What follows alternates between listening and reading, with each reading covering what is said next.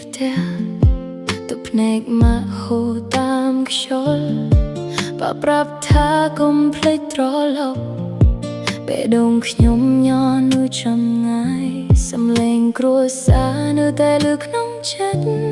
តែជំហានខ្ញុំត្រូវទៅឆ្ងាយ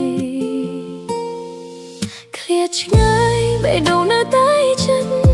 គ្រួសារខ្ញុំមិនដែលបាត់ពីចិត្តទោះបីចម្ងាយឆ្ងាយប៉ុណ្ណាស្នេហានៅតែភ្ជាប់គ្នាឃ្លាតឆ្ងាយតែចិត្តមិនដាច់